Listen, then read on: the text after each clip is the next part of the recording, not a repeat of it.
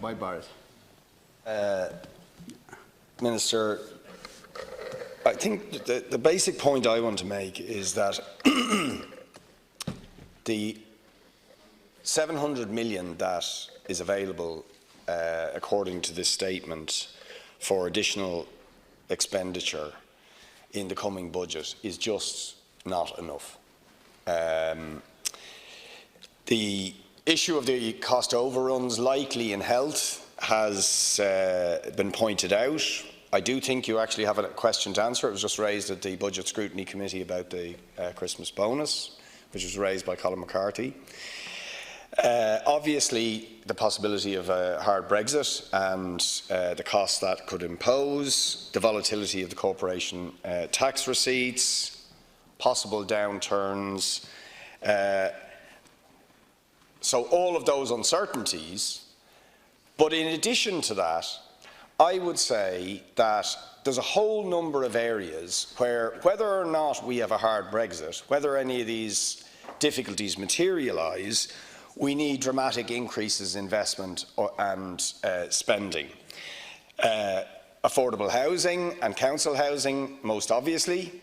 I just don't think we're doing enough.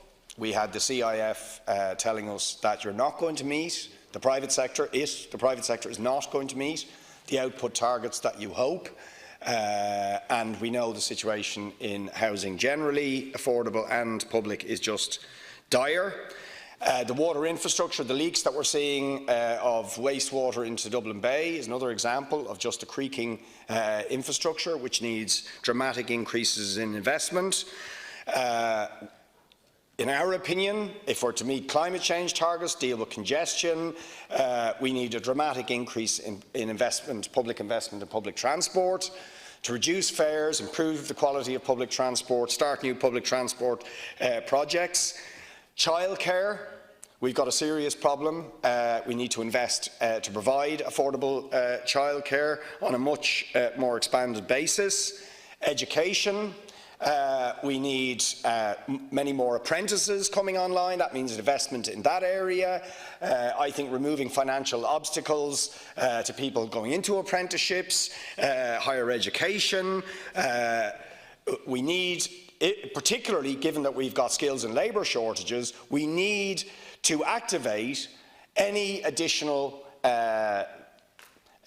labour participation we can. And that means investment in areas like education, apprenticeships, childcare and so on. And obviously we have climate action and a whole range of areas where I think we need very significant increased investment and spending. I would also say that legitimate and justified wage demands from whether it's health workers or other workers who've suffered pay restraint, pay cuts for the best part of a decade are justified, and we need to find money for those things. Now, unlike other people, we're not hypocritical.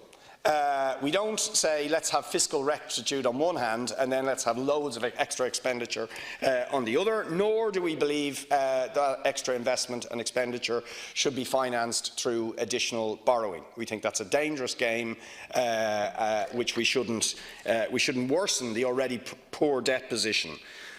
So our question, as you know, Minister, is why don't you look at potential other sources of revenue? Right?